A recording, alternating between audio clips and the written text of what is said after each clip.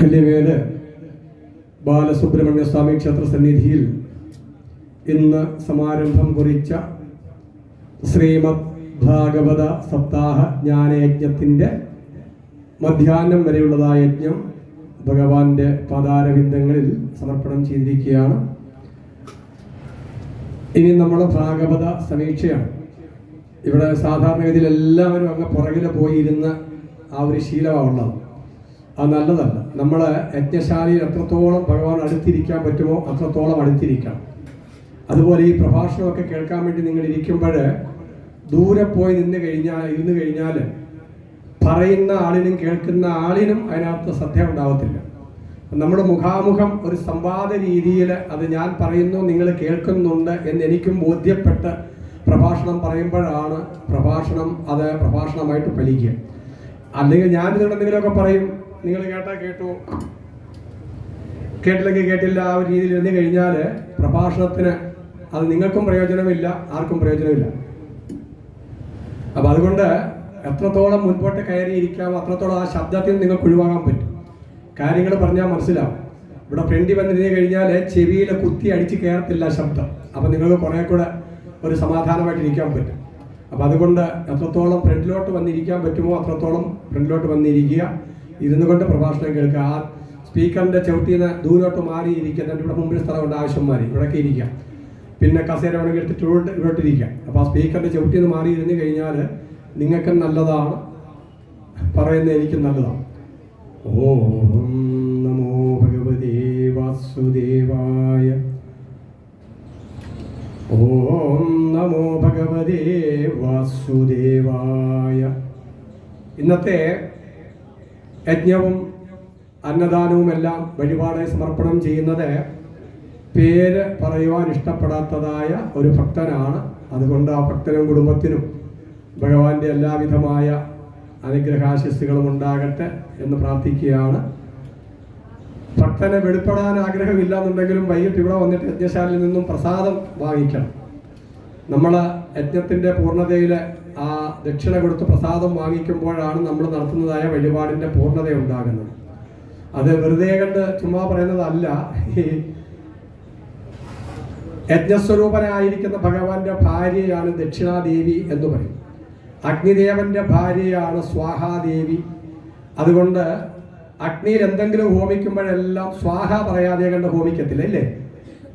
അതുപോലെ പിതൃക്കളുടെ ഭാര്യയാണ് സ്വധാദേവി. അതുകൊണ്ട് പിതൃകർമ്മം ചെയ്യുമ്പോഴെല്ലാം സ്വധ എന്ന് പറഞ്ഞിട്ടാണ് പിതൃകർമ്മം ചെയ്യുന്നില്ലേ? എന്നതുപോലെ യജ്ഞസ്വരൂപനായിരിക്കുന്ന ഭഗവാന്റെ ഭാര്യയാണ് ദക്ഷിണാദേവി. അപ്പോഴേ ആ ദക്ഷിണ കൊടുക്കുമ്പോഴാണ് എന്താകുന്നത്, ആ യജ്ഞം പൂർണ്ണമാകുന്നത് എന്ന് സാരം. അതുകൊണ്ട് വൈകിട്ട് ഇവിടെ വന്ന് ആരാണോ യജ്ഞം നടത്തുന്നത് അവർ ദക്ഷിണ കൊടുത്ത് പ്രസാദം സ്വീകരിക്കണം എന്ന് പ്രത്യേകം അറിയിക്കുക. പിന്നെ വേറൊരു കാര്യം, ഈ വാമനാവതാരത്തിൽ മഹാബലി സുതലത്തിലേക്ക് പോകുന്ന കഥ നിങ്ങൾക്ക് അറിയാമല്ലോ, ഇല്ലേ? അങ്ങനെ സുതലത്തിലേക്ക് പോകാൻ നേരത്തെ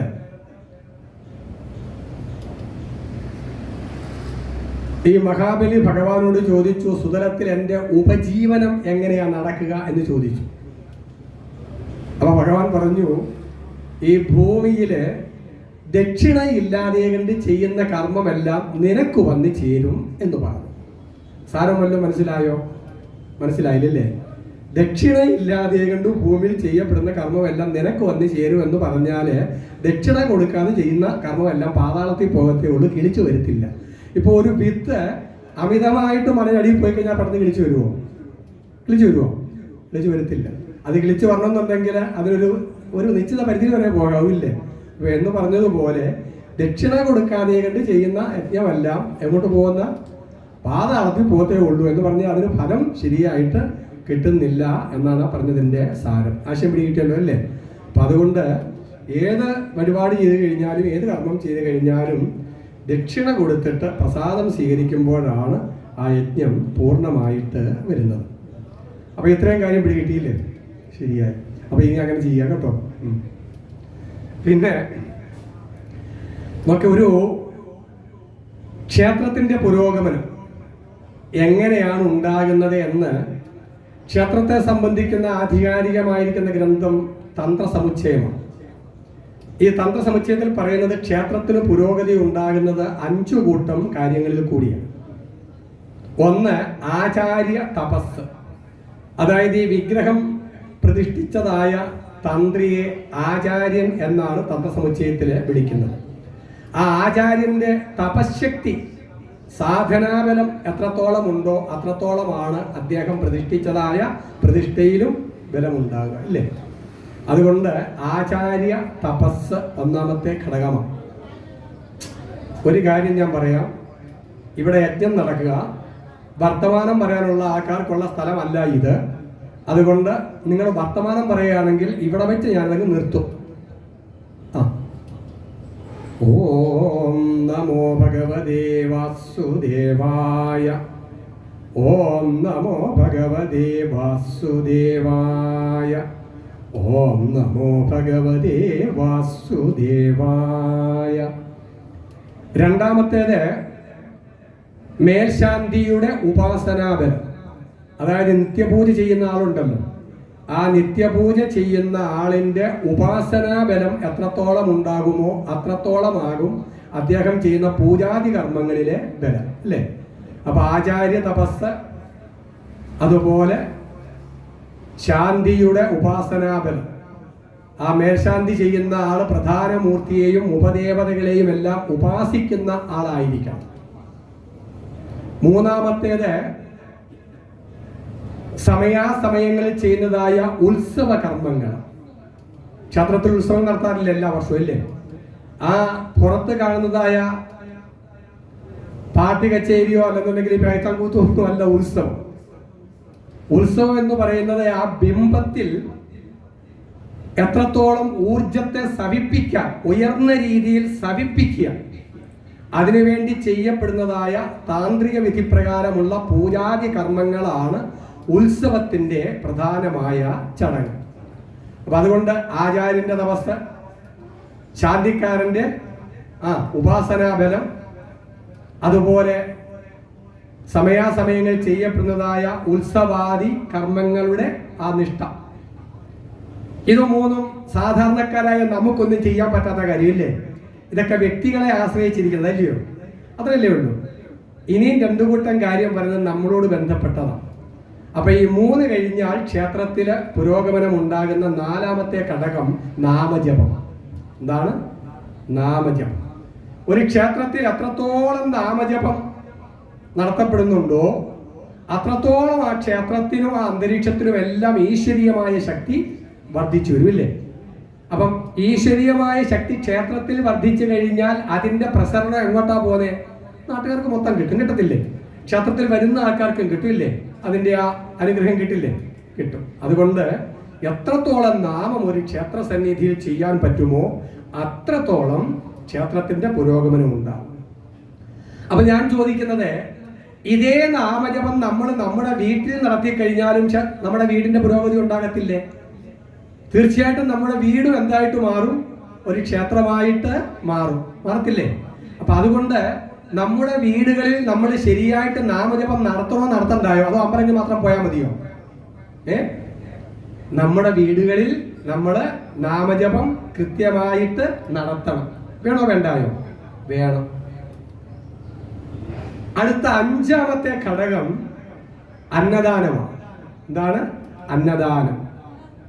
ക്ഷേത്രത്തിൽ അപ്പൊ 5 കൂട്ടം ഘടകങ്ങൾ നമ്മൾ പറഞ്ഞു. എന്തൊക്കെ? ആചാര്യ തപസ്, ശാന്തിയുടെ ഉപാസനാബലം, ക്ഷേത്ര ഉത്സവങ്ങൾ കൃത്യമായിട്ട് നടത്തുക, നാമജപം, അന്നദാനം, അല്ലേ? അപ്പം നമ്മുടെ വീടുകളിലും ഇതുപോലെ ആദ്യത്തെ 3 ഘടകം മാറ്റി വെച്ചിട്ട് 2ാമത്തെ ഘടകം നടത്തി കഴിഞ്ഞാൽ നമ്മുടെ വീട്ടിലും ആ പുരോഗമനം ഉണ്ടാകും. ഏതൊക്കെയാണ്? നാമജപവും അന്നദാനവും. ശരിയല്ലേ? ഇന്നിപ്പോ അന്നദാനത്തിന് ദൈവം സഹായിച്ചത് നമ്മുടെ നാട്ടിൽ ആവശ്യമൊന്നുമില്ല. കാരണം ഇപ്പം പണ്ടൊക്കെ എൻ്റെ ചെറുപ്പത്തില് ഇവിടെ ഈ കോട്ടക്കുറ്റിയിൽ മാസത്തിൽ ഒരിക്കൽ പായസം വെപ്പുണ്ടായിരുന്നു. അമ്മായിയൊക്കെ ഉള്ള സമയത്ത് പായസം വെക്കും. അപ്പൊ അന്നൊക്കെ ഞങ്ങള് പള്ളിക്കൂടത്തിന് വന്നു കഴിഞ്ഞാൽ ഒട്ടേനെ ഇങ്ങോട്ട് ഓടും. പായസം ഉള്ള ദിവസം എന്തിന്? കൊണ്ടുപോയി പായസം കുടിക്കാൻ പോകാൻ, ഇല്ലയോ? അന്ന് കാരണം പായസം കിട്ടുന്നൊരു വലിയ സന്തോഷമുള്ള കാര്യമാണ്. ഇന്നിപ്പം നിങ്ങളുടെ വീട്ടിൽ ഒരു പായസം വെച്ച് കഴിഞ്ഞാൽ വീടുകളിൽ കൊണ്ട് കൊടുത്തു കഴിഞ്ഞാൽ ആരും വേണമെങ്കിൽ കുടിച്ചോളും, അല്ലേ? ആരെങ്കിലും വരുമോ കുടിക്കാൻ? പിടിക്കാൻ പറ്റത്തില്ല, അല്ലയോ? കാലം മാറിപ്പോയി. പക്ഷെ എന്നാലും ആർക്കെങ്കിലുമൊക്കെ അന്നദാനം ഒരു വീട്ടിൽ ചെയ്യാൻ പറ്റുമെന്നുണ്ടെങ്കിൽ, വിശക്കുന്നവർക്ക് ആർക്കെങ്കിലുമൊക്കെ ആഹാരം കൊടുക്കാൻ പറ്റിക്കഴിഞ്ഞാൽ ആ വീടിനും പുരോഗതി ഉണ്ടാകത്തില്ലേ? അപ്പൊ ഈ 5 കൂട്ടം കാര്യങ്ങൾ മറക്കരുത്. എന്തൊക്കെയാ? ആചാര്യ തപസ്, ശാന്തിയുടെ ഉപാസനാബലം, ക്ഷേത്രോത്സവങ്ങൾ കൃത്യനിഷ്ഠയോടുകൂടി നടത്തുക, അതുപോലെ നാമജപവും അന്നദാനവും. ഇതിൽ ആദ്യത്തെ 3 ഘടകം മാറ്റി 2 ഘടകം നമ്മൾ നമ്മുടെ വീടുകളിലും ചെയ്യേണ്ടതാണ്. എന്തൊക്കെയാണ്? അന്നദാനവും നാമജപവും. അവരവരെ കൊണ്ട് ആകാവുന്ന അത്രയും, അല്ലേ? ഗുരുനാഥൻ തുണ ചെയ്യുക സന്തതം, തിരുനാമങ്ങൾ നാവിന്മേൽ എപ്പോഴും, പിരിയാതെ ഇരിക്കണം നമ്മുടെ നരജന്മം സഫലമാക്കിയിടുവാൻ എന്ന, അല്ലേ? അപ്പൊ നമ്മുടെ നരജന്മത്തിന്റെ സഫലതയ്ക്കു വേണ്ടി എത്രത്തോളം നാമം ജപിക്കാൻ പറ്റുമോ അത്രത്തോളം നാമം ജപിക്കുക എന്നുള്ള ആ നാമജപത്തിൽ കൂടിയാണ് ഈശ്വരാനുഗ്രഹം ഉണ്ടാകുന്നില്ലേ? അപ്പം ഇത്രയും കാര്യങ്ങൾ കൃത്യമായല്ലോ. അപ്പൊ ഈ ഭാഗവത സപ്താഹം നടത്തുമ്പോൾ ഇവിടെ നാമജപവും നടക്കുന്ന ഇഷ്ടം പോലെ, അല്ലേ? ഭഗവാന്റെ മാഹാത്മ്യങ്ങളല്ലേ ഈ ഗ്രന്ഥത്തിൽ കൂടെ നമ്മൾ പറഞ്ഞുകൊണ്ടേയിരിക്കുന്നതെല്ലാം നാമജപമാണ്. ഇവിടെ ഇരിക്കുന്ന ആൾക്കാരിലും പ്രാരബ്ധങ്ങളിൽ ഒരുപാടുണ്ട്, ചിന്തകൾ ഒരുപാട് വന്നു ചേരുന്നുണ്ട്. എങ്കിലും നമ്മുടെ മനസ്സ് ഒരുപാട് സമയം ഈശ്വര എന്നുള്ള ചിന്തയിൽ നിൽക്കുന്നുണ്ടില്ലയോ? ഒരു ഈശ്വര പരിവേഷം ഉണ്ടാകുന്നില്ലേ നമ്മുടെ മനസ്സിൽ? വീട്ടിൽ ഇരുന്നാൽ കിട്ടുമോ? 150 കൂട്ടം കാര്യങ്ങളുടെ മനസ്സിങ്ങനെ വ്യാപരിച്ചുകൊണ്ടേയിരിക്കും. അല്ലലേ അല്ലലേ അല്ലലേ, അല്ലേ? ഇതൊക്കെ ഉണ്ടെങ്കിൽ തന്നെയും ഇവിടെ വന്നിരിക്കുമ്പോൾ കുറച്ച് സമയമെങ്കിലും അത്രയും സമയം ആ ഭഗവാനെ കുറിച്ചുള്ള ഒരു ചിന്ത നമ്മുടെ മനസ്സകത്തുണ്ടാകുന്നുണ്ടല്ലേ? നമ്മുടെ ബോധമണ്ഡലം ഒരു ഈശ്വരീയമായിട്ട് മാറുന്നുണ്ടല്ലേ? അതാ ഒരു വലിയ കാര്യം എന്ന് പറയുന്നതല്ലേ? അപ്പം അതൊരു വലിയ പ്രയോജനമല്ലേ? അപ്പൊ ഇവിടെ വന്നിരുന്നു കൊണ്ട് ഈ സപ്താഹത്തിന്റെ പ്രഭാഷണങ്ങളും അതുപോലെ ഈ പാരായണവും നാമജപത്തിലും ഒക്കെ പങ്കുചേരുമ്പോഴാണ് നമുക്ക് ആ യജ്ഞത്തിന്റെ ആ ഒരു മാഹാത്മ്യം ശരിയായിട്ട് നമുക്ക് കിട്ടുന്നത്. അതോ അല്ലയോ? അത്രയും മനസ്സിലായല്ലോ. ഇനി ഈ ഭാഗവതത്തിന്റെ മാഹാത്മ്യത്തിനകത്ത് ഒരു കഥ പറയും. എന്താണെന്നറിയാമോ? ദുന്ദുകാരി എന്ന് പറയുന്ന ഒരു പ്രേതം താതോന്നിയായിട്ട് ജീവിച്ച ഒരു മനുഷ്യനാണ്. അതുകൊണ്ട് അങ്ങേര് കൊണ്ടുവന്ന കുറെ വേശ്യപ്പെണ്ണുങ്ങൾ തന്നെ അങ്ങേരെ വിഷം കൊടുത്തു കൊന്നു. അങ്ങനെ പ്രേതമായിട്ട് അലയുകയാണ്. ആ അലയുന്ന അങ്ങേർക്ക് മോക്ഷം കിട്ടാൻ വേണ്ടി അദ്ദേഹത്തിന്റെ സഹോദരനായ ഗോകർണൻ ഇതുപോലെ സപ്താഹ ജ്ഞാനയജ്ഞം നടത്തി പോലും. അപ്പോഴാ യജ്ഞശാലയുടെ മുമ്പിലെ ഒരു മുള, 7 മുട്ടുള്ള ഒരു മുള നാട്ടിയിരുന്നുവെന്നും ആ പ്രേതം അതിൽ വന്നിരുന്നു കൊണ്ട് ശ്രദ്ധയോടുകൂടി അത് കേട്ടുവെന്നും ഓരോ ദിവസവും മുളയുടെ ഓരോ മുട്ട് പൊട്ടിയെന്നും 7ാമത്തെ ദിവസം ആ പ്രേതത്തിന് മോക്ഷം കിട്ടിയെന്നുമാണ് ഭാഗവത മാഹാത്മ്യ കഥയിൽ പറയുന്നത്, ഇല്ലേ? അപ്പൊ ഇവിടെ മുളയൊന്നും നാട്ടിയിട്ട് ഒന്നുമില്ല എങ്കിലും നമ്മുടെ നാട്ടിൽ അനാഥപ്രേതങ്ങൾക്ക് ഒരു കുറവുമില്ല. ഉണ്ടോ? കുറവല്ല ഉണ്ട് ചേച്ചി? ഒരുപാടുണ്ട്, ഇഷ്ടം പോലുണ്ട് അനാഥപ്രേതങ്ങൾ. എങ്ങനെയെങ്കിലും ഒന്ന് ചത്ത് കിട്ടിയാൽ മതിയായിരുന്നേ എന്ന് പറഞ്ഞ് ചത്ത ഒരുപാട് എണ്ണത്തിന്റെ ആത്മാവ് അലഞ്ഞു തിരിഞ്ഞ് നടക്കുന്നുണ്ടില്ലേ? പിന്നെ അവരുടെ കാര്യം ആ വീട്ടുകാരോട് ചിന്തിച്ചിട്ട് പോലും കാണത്തില്ല, അല്ലേ? ചിന്തിച്ചിട്ട് കാണുമോ? എങ്ങനെയെങ്കിലും ചത്ത് കിട്ടാൻ വേണ്ടി കാത്തിരിക്കുകയായിരുന്നു. അങ്ങനെ ചത്ത് കിട്ടിയ ഒരുപാട് അനാഥപ്രേതങ്ങള് നമ്മുടെ നാട്ടിൽ ആവശ്യം പോലുണ്ട്. പേരെടുത്ത് പറയേണ്ട ആവശ്യമൊന്നുമില്ല. ഉണ്ടോ? ഒന്നുമില്ല. നാളെ ഭഗവാന് നമ്മുടെ ഗതി എന്തായിരിക്കും എന്ന് നമുക്ക് പറയാൻ പറ്റുമോ? ഒന്നും പറയാൻ പറ്റില്ല. അപ്പൊ അതുകൊണ്ട് ആ അനാഥപ്രേതങ്ങൾക്കും ഒക്കെ ഇങ്ങനെ ഇത് കേട്ടിട്ട് മോക്ഷം കിട്ടുന്നുണ്ടെങ്കിൽ ഭഗവാനെ മഹാപുണ്യമില്ലേ? യജ്ഞങ്ങൾ നടക്കട്ടെ, നാളെ നമ്മുടെ ഗതി എന്തായിരിക്കും എന്ന് പറയാൻ പറ്റുമോ? ഒന്നും പറയാൻ പറ്റില്ല. അതുകൊണ്ട് ധാരാളം യജ്ഞങ്ങൾ ഇങ്ങനെ നടക്കണം. വേണ്ടേ? വേണം. അപ്പൊ അതൊരു വലിയ പ്രയോജനമാണ്. അപ്പൊ അങ്ങനെ ഈ ഭാഗവത യജ്ഞം നടത്തുന്നതിന്റെ മാഹാത്മ്യങ്ങൾ നിങ്ങൾ മനസ്സിലാവുന്നുണ്ടല്ലേ? എന്തെല്ലാം പ്രയോജനങ്ങളായില്ലേ? എന്നാല് ഇതിനേക്കാൾ എല്ലാം ഉപരിയായിട്ട് പറയുന്ന ഒന്ന്, ഈ ശ്രീമദ് ഭാഗവതം നമ്മൾ എന്തിനു വേണ്ടിയിട്ട് ശ്രവിക്കണം എന്നുള്ളതാണ്. നമ്മൾ എന്തിനു വേണ്ടിയിട്ട് കേൾക്കണം എന്നുള്ളതാണ്, അല്ലേ? അപ്പം ഞാൻ നേരത്തെ നിങ്ങളൊരു കാര്യം പറഞ്ഞു.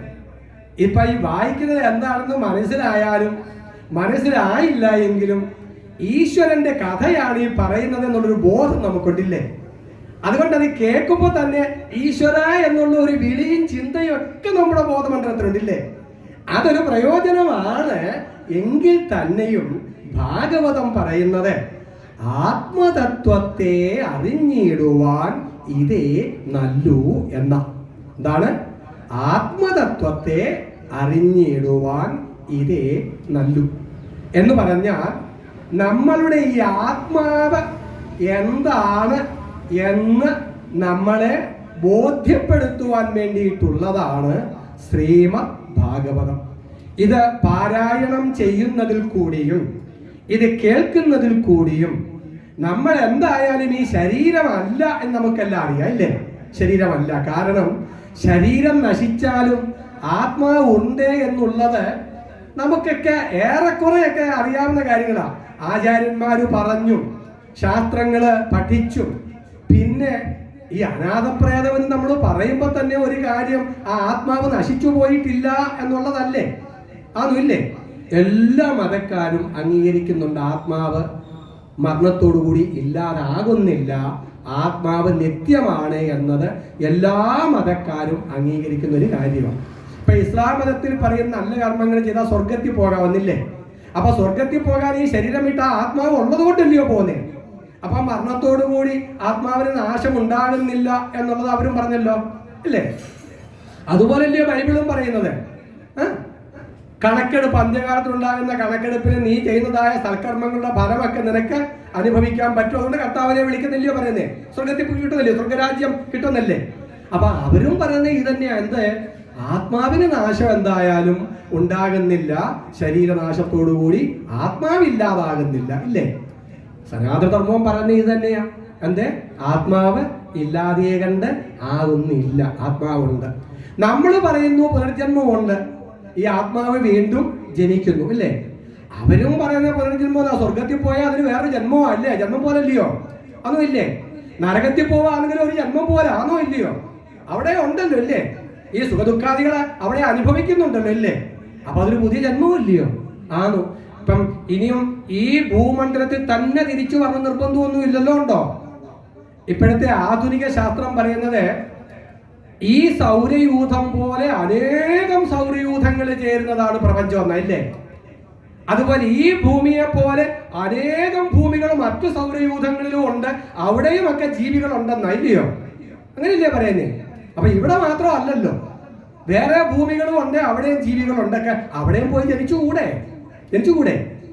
അപ്പം എന്താന്ന് പറഞ്ഞാലും ആത്മാവ് നശിക്കുന്നതില്ല, അല്ലേ?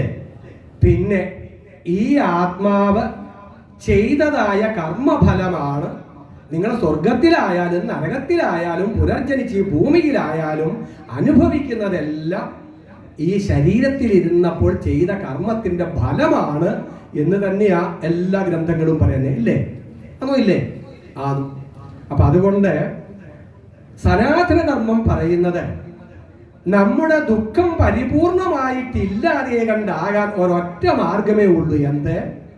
നമ്മുടെ ആത്മാവ് എന്താണ് എന്ന് നമുക്ക് ബോധ്യമാകണം, അനുഭവത്തിൽ വരണം. എങ്കിൽ മാത്രമേ ഈ സംസാര ദുഃഖത്തിൽ നിന്നും നമുക്ക് എന്നേക്കുമായിട്ടുള്ള മോചനം ഉണ്ടാകത്തുള്ളൂ എന്നാണ്. ഇപ്പം നമ്മളെല്ലാം സത്യം പറഞ്ഞു കഴിഞ്ഞാല് ഈ ക്ഷേത്രത്തിൽ വന്നതോ ഈ ഭാഗവതം കേൾക്കുന്നതോ ഒക്കെ മോക്ഷം കിട്ടണേ ഭഗവാനെ എന്ന് പറഞ്ഞുകൊണ്ട് വല്ലോ ആണോ? ആത്മതത്വം അറിയണേ ഭഗവാനെ എന്ന് പറഞ്ഞുകൊണ്ട് വല്ലോ ആണോ? ജീവിതത്തിൽ 150 കൂട്ടം പ്രയാസങ്ങൾ എൻ്റെ അമ്മച്ചി, ആണോ ഇല്ലയോ? മനസ്സ് കിടന്നിട്ട് പപ്പട അടിക്കുക, ഇല്ലേ? കാശ് ഉള്ളവനും കാശില്ലാത്തവനും, ജോലി ഉള്ളവനും ജോലി ഇല്ലാത്തവനും എല്ലാത്തിനും ഉണ്ട് എന്തെങ്കിലുമൊക്കെ ദുഃഖം. ഉണ്ടോ ഇല്ലയോ? ദുഃഖമില്ലാത്ത ആരെങ്കിലും ഉണ്ടോ?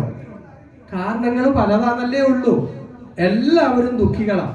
അപ്പൊ ഈ ദുഃഖത്തിൽ നിന്നുള്ള ഒരു പരിഹാരമായിട്ട് നമ്മൾ ഈശ്വരനെ ആശ്രയിക്കുക ചെയ്യുന്നതാണോ ഇല്ലയോ? അത് ശാസ്ത്രം നമ്മളോട് പറയുന്നത് തലവേദനയ്ക്ക് താൽക്കാലികമായിട്ട് പാരസെറ്റമോൾ കഴിക്കുന്നത് പോലെയേ ഉള്ളൂ. ഒരു താൽക്കാലിക ശമനം അതുകൊണ്ട് കിട്ടും. പക്ഷെ അതുകൊണ്ട് ഒരു ശാശ്വതമായ ദുഃഖനിവർത്തി ഒരിക്കലും ഉണ്ടാകുന്നില്ല. ശാശ്വതമായ ദുഃഖനിവർത്തി ഉണ്ടാകണമെന്നുണ്ടേ എങ്കിൽ ഈ ആത്മാവ് എന്താണ് എന്ന് നമ്മൾ അനുഭവത്തിൽ കൂടി അനുഭവിക്കണം. അങ്ങനെ അനുഭവിച്ച് കഴിയുമ്പോൾ നമുക്കൊരു കാര്യം ബോധ്യമാകും. എന്തേ? ഈ വിശ്വം മുഴുവൻ നിറഞ്ഞു നിൽക്കുന്നതായ സച്ചിദാനന്ദ സ്വരൂപമായിരിക്കുന്ന ആ ജഗദീശ്വരൻ തന്നെയാണ് നമ്മുടെ ഉള്ളിലും ആത്മസ്വരൂപമായിരിക്കുന്നത് എന്ന ബോധ്യം അപ്പോൾ നമുക്കുണ്ടാകും. ആശയം പിടികിട്ടിയോ? പ്രപഞ്ചം മുഴുവനും നിറഞ്ഞിരിക്കുന്ന ഈ പ്രപഞ്ചത്തിന്റെ സൃഷ്ടിസ്ഥിതി ലയ കർമ്മങ്ങളെല്ലാം നിർവഹിക്കുന്ന ആ ജഗദീശ്വര ചൈതന്യം തന്നെയാണ് നമ്മുടെ ഉള്ളിലും ആത്മസ്വരൂപമായിരിക്കുന്നത്. ആ ഭഗവാൻ സച്ചിദാനന്ദമാണ്. എന്താണ്? സച്ചിദാനന്ദമാണ്, സദാ ആനന്ദ സ്വരൂപമാണ് ആ ഭഗവാൻ. കേൾക്കുന്നുണ്ടോ? ആ ഭഗവാനാണ് നമ്മുടെ ഉള്ളിൽ എന്തായിരിക്കുന്നത്? ആത്മസ്വരൂപമായിരിക്കുന്നത്. പക്ഷെ നമ്മുടെ അവസ്ഥ എന്താ ചേച്ചിയെ? ആത്മാവ് ആനന്ദ സ്വരൂപമാണെന്ന് പറയുമ്പോൾ രാവിലെ എഴുന്നേറ്റ രാത്രി കിടക്കുന്നത് വരെയും ഉത്കണ്ഠയും ഭയവും ദുഃഖവും അല്ലയോ ചേച്ചി നമ്മളെ ഭരിക്കുന്നത്? ആണോ അല്ലയോ? അപ്പൊ നമ്മുടെ ഉള്ളിലിരിക്കുന്ന ആത്മാവ് ഈശ്വരനാ, സച്ചിദാനന്ദനാ എന്ന് പറഞ്ഞിട്ട് വല്ല പ്രയോജനവും നമുക്കുണ്ടോ? നമ്മള് ദുഃഖത്തിലാണോ അല്ലയോ?